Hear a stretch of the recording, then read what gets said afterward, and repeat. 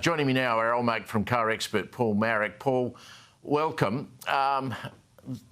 Those ships are huge, 3,000 cars on one of them that sunk.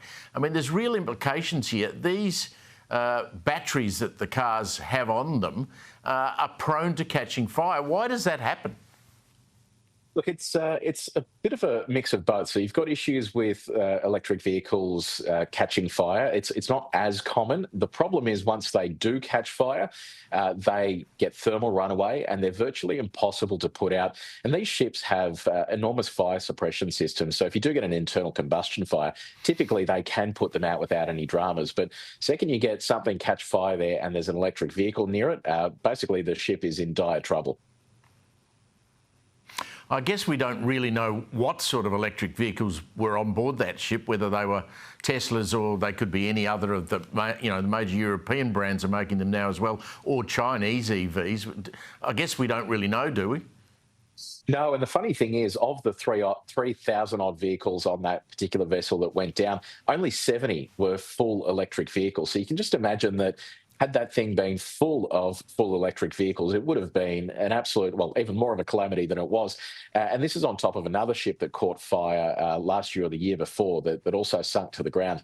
Once these things go, they are impossible to put out. And you're going to see more and more of these shipping companies refusing to carry those vehicles because the insurance premiums would be absolutely through the roof.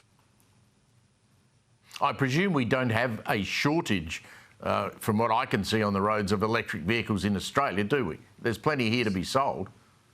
Yeah, absolutely. I mean, there's plenty to be sold. The sales aren't going gangbusters like everyone thought they would be. And I actually just spent time in the UK with a partly electric vehicle. Thankfully, it had a twin-turbo V8 in addition to the electric motor.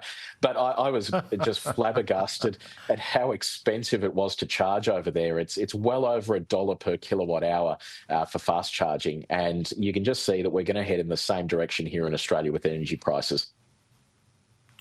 So 0 to full charge, how much?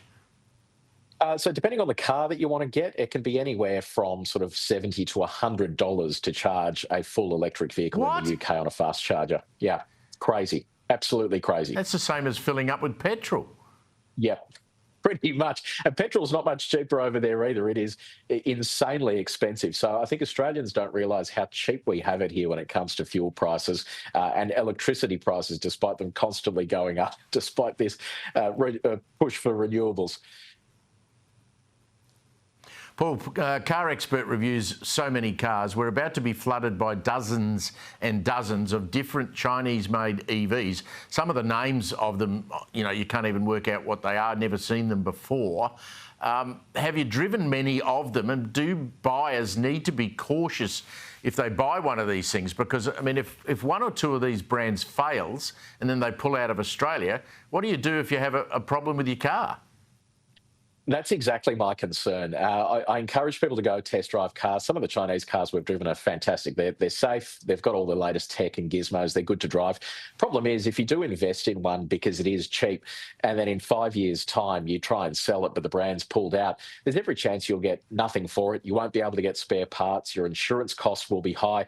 So I urge people to just tread with caution. Don't go diving into a brand you've never heard of. Do some research and make sure that you are making the right purchase. I talked to a major dealer principal a couple of weeks back who refuses to trade in an electric vehicle because he then can't on-sell it.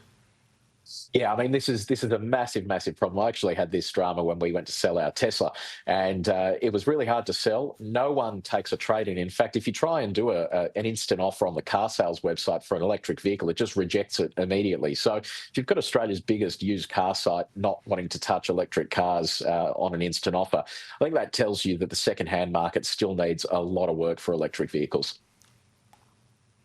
Paul Maric, always good to catch up. Thank you very much, mate.